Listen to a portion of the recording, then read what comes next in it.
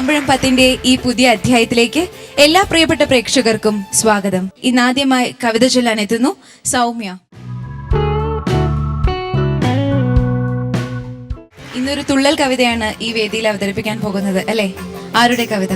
കുഞ്ചൻ നമ്പ്യാരുടെ ധ്രുവചരിതത്തിലെ കിട്ടും പണമെങ്കിൽ ഇപ്പോൾ എന്ന് പറയുന്ന കവിത. നന്നായി ചൊല്ലാൻ സാധിക്കും.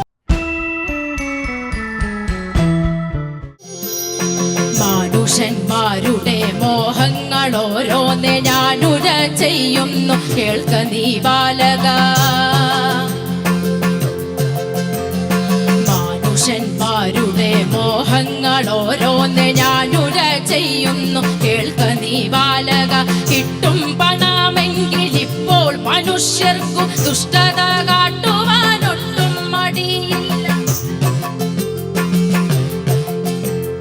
കിട്ടിയതൊന്നും മതിയല്ല, പിന്നെയും കിട്ടിയാലും മതിയല്ല ദുരാഗ്രഹം. രണ്ടു പണം കിട്ടുമെന്നു കേട്ടാൽ അവർ പണ്ടും 18 കാകമെന്നാകിലും ഭോജനത്തിനും പ്രധനത്തിനും പിന്നെ രാജസേവയ്ക്കും ദുരാഗ്രഹം. ലോകർക്കു രാജാവിനെ ചെന്നു സേവിച്ചു നിൽക്കയും വ്യാജം പറഞ്ഞും പലരെ ചതിക്കയും കൈക്കൂലി മെല്ലെ വിടുങ്ങുവാനല്ലാതെ ഇക്കാര്യക്കാരന്മാർക്കില്ല വാഞ്ചിതം. മൂക്കിൽ വിരൽ തള്ളി നിൽക്കുന്നവരെയും നോക്കുവാൻ പോലും അവസരമില്ല പോൽ. എത്രയും ദുഃഖമാം രാജസേവാദികൾ എത്ര ജനമുണ്ടതിനു തുനിയുന്നു. ശ്ലോകങ്ങൾ ഉണ്ടാക്കിയാൽ ഇന്നു നമ്മുടെ ശോകങ്ങൾ തീരുമെന്നെല്ലാം നിരൂപിച്ചു ശ്ലോകം ചമയ്ക്കും പദങ്ങളും നിർമ്മിക്കും ഏകൻ ദുരാഗ്രഹം കൊണ്ടതു ചെയ്യുന്നു. പട്ടു കിട്ടുമ്പോഴും സന്തോഷമില്ലവനൊട്ടു പണം കൂടെ മുമ്പേ നിനയ്ക്കയാൽ വീരവാളി പട്ടു കിട്ടിയെന്നാകിലും പോരാ കരിവള കിട്ടുവാനാഗ്രഹം. പാരിലോരോ ജനം ദ്രവ്യമുണ്ടാക്കുവാൻ ഓരോരോ വിദ്യകൾ കാട്ടുന്നു സന്തതം. ആട്ടം പഠിക്കുന്നു, ചാട്ടം പഠിക്കുന്നു, കൊട്ടു പഠിക്കുന്നു, പാട്ടു സാധിക്കുന്നു.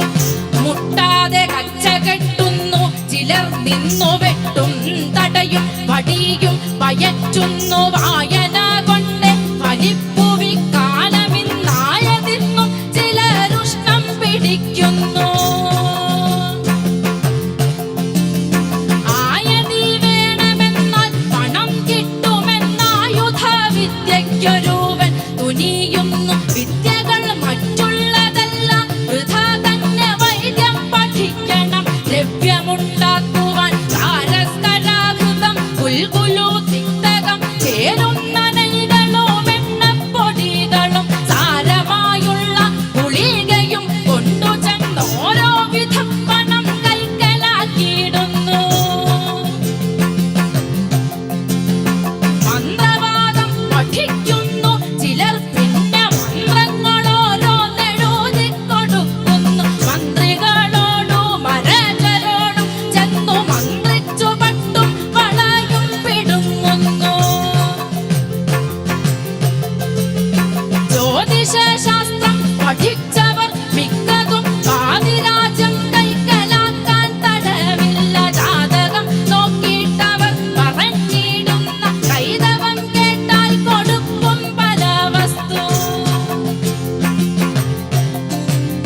മറ്റുള്ള വിദ്യകളെല്ലാം പണിപ്പെട്ടു പറ്റിച്ചുകൊണ്ടു നടക്കുന്ന ഭോഷർക്കു കൊച്ചു മാത്രം പോലും എങ്ങും കഴിവര.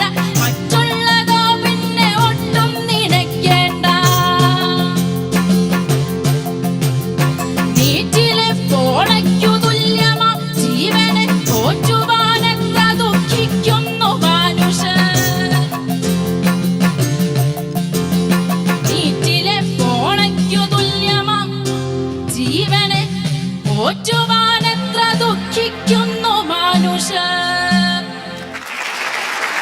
കുഞ്ചൻ നമ്പ്യാരുടെ ഈ കവിത എങ്ങനെ ചൊല്ലി സൗമ്യ എന്ന് നമുക്കറിയാം. നീലകൃഷ്ണൻ സർ.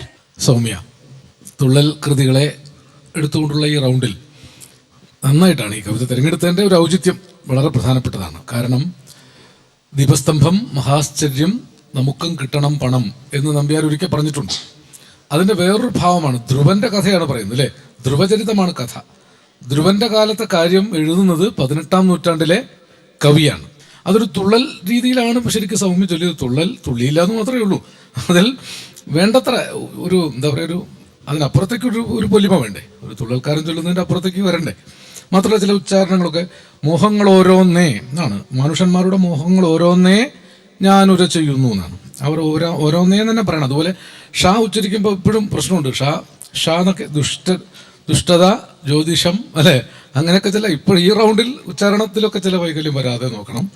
അങ്ങനെ കുറച്ച് കാരസ്കരഘൃതം ഗുൽഗുലു തിക്തകം ചേരുന്ന നെയ്കളും എണ്ണപ്പൊടികളും അവിടെയൊക്കെ അങ്ങോട്ട് വ്യക്തമാവാതെ ചൊല്ലി തീർത്താൽ പോരാ. സൗമ്യ പോലൊരു നല്ല കാവ്യ സംസ്കാരവും ആലാപന സംസ്കാരമുള്ള ഒരാളിൽ നിന്ന് പ്രതീക്ഷിക്കുന്ന അത്ര വന്നില്ല. എങ്കിലും അഭംഗിയില്ലാതെ നല്ലൊരു ഭാഗം തിരഞ്ഞെടുത്ത് അവതരിപ്പിച്ചു. അഭിനന്ദനം.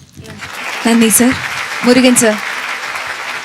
സൗമ്യ പിന്നെ ഓട്ടം തുള്ളലായതുകൊണ്ട് തീർച്ചയായും അതിൻ്റെ ഒരു അന്തർധാര നിലനിർത്തുന്ന തരത്തിലുള്ള ഒരു പരീക്ഷണ ചൊല്ലലായിരുന്നു.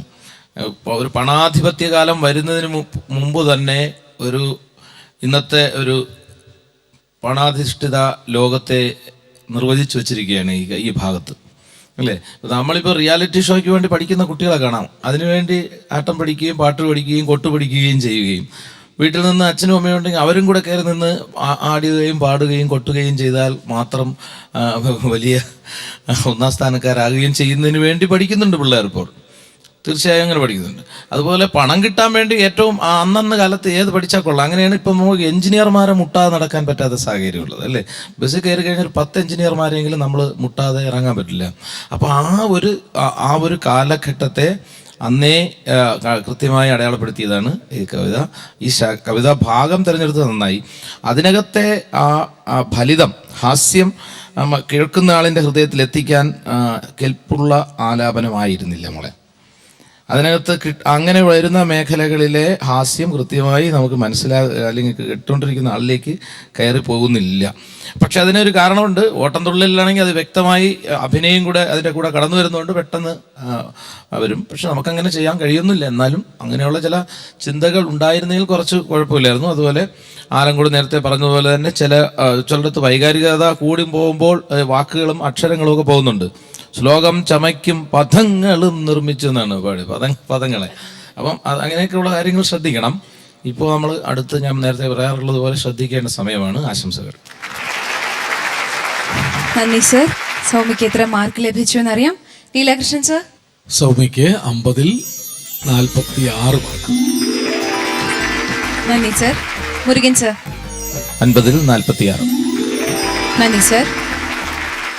100-ൽ 92 മാർക്കാണ് സൗമ്യക്ക് ഈ തുള്ളൽ കവിത ചൊല്ലിക്കഴിഞ്ഞപ്പോൾ ലഭിച്ചത്. അപ്പോൾ സെമി ഫൈനൽ മത്സരങ്ങളാണ് നടക്കുന്നത്. കൂടുതൽ ശ്രദ്ധിച്ച് എല്ലാ സ്ഖലിതങ്ങളും ഒഴിവാക്കി കൂടുതൽ നന്നായി തന്നെ കവിത ചൊല്ലാൻ സാധിക്കട്ടെ ഈ വേദിയിൽ എന്ന് ആശംസിക്കുന്നു. അഭിനന്ദനങ്ങൾ. മാമ്പഴത്തിന്റെ ഈ അധ്യായത്തിൽ യുദ്ധം എന്ന വിഷയത്തിൽ കവിത ചൊല്ലാൻ എത്തുന്നു അഞ്ജന, സാന്ദ്ര എന്നിവർ. സാന്ദ്ര, അഞ്ജന, യുദ്ധം എന്ന വിഷയത്തിന് അനുയോജ്യമായ നിറങ്ങളിലുള്ള വസ്ത്രങ്ങളാണ് അല്ലെ, ചുവപ്പും കറുപ്പും. നിങ്ങളെ കാണുമ്പോൾ എനിക്ക് രാജകുമാരികളെയാണ് ഓർമ്മ വരുന്നത്. നല്ല വീരശൂര പരാക്രമികളായ രാജകുമാരിമാർ. ഏതൊക്കെ കവിതകളാണ് നിങ്ങൾ ചൊല്ലുന്നത്? ഞാൻ ബാലേന്ദുവിന്റെ നിശുംഭവധം. ഞാൻ മഹാഭാരതം സഭാപർവത്തിലെ ജരാസന്ധവധം. നല്ല ചടുലതയോടെ ചൊല്ലാൻ സാധിക്കട്ടെ ഇരുവർക്കും ഈ വേദിയിൽ എന്ന് ആശംസിക്കുന്നു.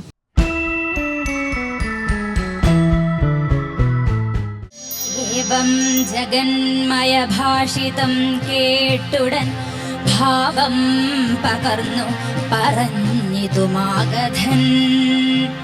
ഗോപൻ ഭവാൻ ജിഷ്ണു കോമളൻ എന്നുടെ കോപം പൊറുപ്പാൻ മൃഗോദരനാകില എന്നവൻ ചൊന്നപ്പോൾ മാധവൻ ഭീമനെ ചെന്നാലുമെന്നൊന്നു തട്ടി കരം കൊണ്ടു പിന്നെയുണ്ടായ സഹായ വിശേഷം പറവതിനെന്നാൽ പണി പണി ചിത്രം നിരൂപിക്കൽ മുപ്പുര വൈരിയും അന്ധകനും പണ്ടും മുപ്പാർ നടുങ്ങുമാറുണ്ടായ പോർ പോലെ ഭീമനും ഭീമനാകും ജരാസന്ധനും ഭൂമി കുലുങ്ങുമാറൊത്തു വീഴുന്നതും മുഷ്കരമായ ഗതകൾ തമ്മിൽ കൊണ്ടു പുഷ്കരം പൊട്ടുമാറുള്ളൊരു ശബ്ദവും സിംഹവും ആനയും ഏറ്റു പൊരുമണ്ണം സിംഹനാദങ്ങളും ചെയ്തു ചെയ്തങ്ങനെ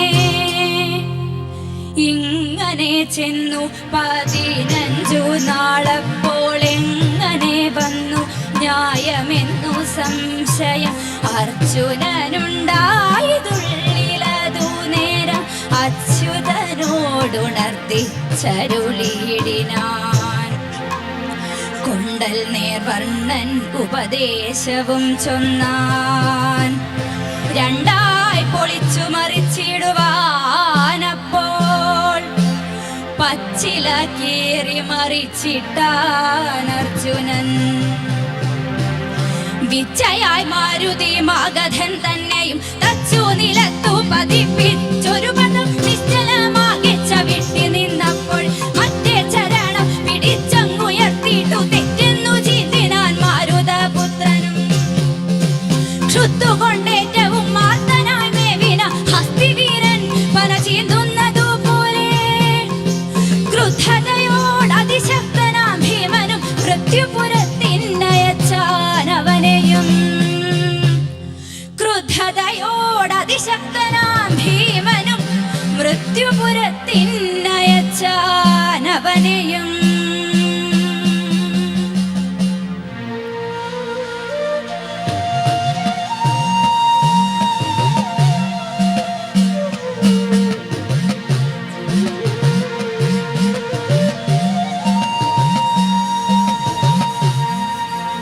ബോധം തെളിഞ്ഞ നിശുംഭനെണീറ്റുടൻ യുദ്ധം തുടരുവാനെത്തിവൻ വില്ലുമായി ബോധം തെളിഞ്ഞ നിശുംഭനെണീറ്റുടൻ യുദ്ധം തുടരുവാനെത്തിവൻ വില്ലുമായി അസ്ത്രവർഷത്താലവൻ മഹാദേവിയെ കേസരിയോടൊപ്പമാകെ മൂടിയിടിനാൻ 10,000 കൈകളുണ്ടാക്കി അത്രയും ചക്രങ്ങളങ്ങു പ്രയോഗിച്ചു ദേവിയിൽ ദുർഗയാം ദുർഗാതിനാശിനി സത്വരം മാർഗത്തിൽ വച്ചേ അറുത്തവയൊക്കെയും ദുർഗയാം ദുർഗാതിനാശിനി സത്വരം മാർഗത്തിൽ വച്ചേ അറുത്തവയൊക്കെയും അസ്ത്രശസ്ത്രങ്ങൾ അനേകം പയറ്റിയിട്ടു ഗ്രമാശൂലം ചുഴറ്റിയടുക്കവെ തന്ത്രശൂലം എറിഞ്ഞപ്പോഴേ ചണ്ഡിക നെഞ്ചിൽ തറപ്പിച്ചു വീട്ടി നിശുംഭനെ വീണുകിടക്കും അവന്റെ നെഞ്ചിൽ നിന്നും താനെ പുറപ്പെട്ടു മറ്റൊരു പുരുഷൻ വീണുകിടക്കും അവന്റെ നെഞ്ചിൽ നിന്നു താനെ പുറപ്പെട്ടു മറ്റൊരു പുരുഷൻ ഏറ്റം ബലവാൻ മഹാവീര്യ സംയുതൻ തിഷ്ഠ തിഷ്ഠേതി വിളിച്ചു പറയുവോ കണ്ടു വലുതായി ചിരിച്ചു കരവാളു കൊണ്ടു വെട്ടി തല വേറെയാക്കിയിടിനാൾ കണ്ടു വലുതായി ചിരിച്ചു കരവാളു കൊണ്ടു വെട്ടി തല വേറെയാക്കിയിടിനാൾ ചണ്ഡിക കൊന്നവരെ വിഴുങ്ങിയിടിനാർ ചാമുണ്ടയും ശിവദൂതിയും സത്വരം കണ്ടു വലുതായി ചിരിച്ചു കരവാളു കൊണ്ടു വെട്ടി തല വേറെയാക്കിയിടിനാൾ ചണ്ഡിക കൊന്നവരെ വിഴുങ്ങിയിടിനാർ ചാമുണ്ടയും ശിവദൂതിയും സത്വരം ചാമുണ്ടയും ശിവദൂതിയും സത്വരം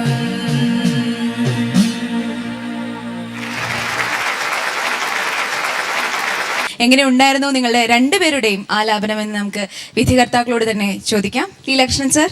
അഞ്ജന, സാന്ദ്ര, സുനിൽ അല്ലേ, ഒരു നല്ല യുദ്ധരംഗം രണ്ടും. ഒന്ന് ഭീമസേന ജരാസന്ധ യുദ്ധം, മറ്റൊന്ന് മഹാദേവിയും നിശുംഭനും തമ്മിലുള്ള യുദ്ധം. രണ്ട് കവിതകൾ നന്നായി ചൊല്ലി. അഞ്ജന ചൊല്ലിയപ്പോൾ ഇടയ്ക്ക് വെച്ചൊന്ന് അഴഞ്ഞുപോയി, ഒരു ഉശിര് കുറഞ്ഞു, ഒരാശയക്കുഴപ്പം അല്ലെ, എവിടെയോ ഒരു ഉശിര് കുറഞ്ഞതുപോലെ, എന്തോ ഒരു സംശയമുള്ളതുപോലെയൊക്കെ തോന്നി ഒരു ഘട്ടത്തിൽ. സാന്ദ്ര കുഴപ്പമുണ്ടാക്കിയില്ല. രണ്ടുപേരും മോശമല്ലാതെ ചൊല്ലിയെന്നേ പറയുന്നുള്ളൂ, കുറച്ചുകൂടിയൊക്കെ നന്നാക്കാം. ഇനി നന്നാക്കാനുള്ള അവസരമുണ്ട്. ശുംഭനിശുംഭാദികളെ കൊന്നൊടുക്കിയ ആ രൗദ്രകാളിയെ അതിൻ്റെ ഒരു പൂർണ്ണതയോടുകൂടി സാന്ദ്രയ്ക്ക് അവതരിപ്പിക്കാൻ പറ്റിയില്ല. എങ്കിലും രണ്ടുപേരും ഒരുവിധം ഭംഗിയായി തന്നെ രണ്ട് കവിതകൾ അവതരിപ്പിച്ചു. അഭിനന്ദനം. നന്ദി സർ. മുരുകൻ സർ. സാന്ദ്ര ഒരുവിധം പിടിച്ചു നിന്ന് അവസാനം വരെയും പിടിച്ചു നിന്ന് പോയി. അഞ്ജന ഇടയ്ക്ക് വെച്ച് കവിത വിട്ടുപോയി, കവിതയുടെ ആലാപനം കുറച്ച് വിട്ടുപോയി. അങ്ങനെ വന്ന് താഴ്ന്ന ഒരു ഏരിയയിൽ എത്തുമ്പോൾ കയ്യിൽ നിന്ന് പോയി, കുറച്ച് തിരിച്ചു പിടിച്ചു. എന്തായാലും കുറച്ചുകൂടെ ശ്രദ്ധിക്കേണ്ട സമയമാണിത്. ആശംസകൾ. എനിക്ക് തോന്നുന്നു കിട്ടിയ വിഷയത്തിൻ്റെ ഗാഠത കൊണ്ടാകാം. എന്തായാലും പ്രതീക്ഷിച്ച നിലവാരത്തിലേക്ക് ഉയരാൻ കഴിഞ്ഞു എന്ന ചിന്ത ഒരു വെറും പ്രേക്ഷകൻ നിന്ന് മാറി ഒരു കാര്യം, ഒരു കർമ്മം ചെയ്യേണ്ട ഒരു വ്യക്തി എന്ന നിലയിൽ എനിക്ക് ഫീൽ ചെയ്തു. ആശംസകൾ. നന്ദി സർ. രണ്ടുപേർക്കും എത്ര മാർക്ക് ലഭിച്ചു എന്നറിയാം. ലീലകൃഷ്ണൻ സർ. അഞ്ജനയ്ക്ക് ഞാൻ 47 മാർക്ക് തരാം, സാന്ദ്രയ്ക്ക് 48 മാർക്കും. നന്ദി സർ. മുരുകൻ സർ. അഞ്ജനയ്ക്ക് 46 മാർക്കും സാന്ദ്രയ്ക്ക് 47 മാർക്കും. നന്ദി സർ. 100-ൽ 93 മാർക്കാണ് അഞ്ജനയ്ക്ക് ലഭിച്ചത്. സാന്ദ്രയ്ക്ക് 100-ൽ 95 ലഭിച്ചു. അഭിനന്ദനങ്ങൾ. റിയാലിറ്റി ഷോകളിലൂടെ പ്രേക്ഷകർക്ക് സുപരിചിതനായ ഗൗരീഷ് ആലപിക്കുന്ന ഒരു ഗാനമാണ് മാമ്പഴത്തിൽ ഇനി.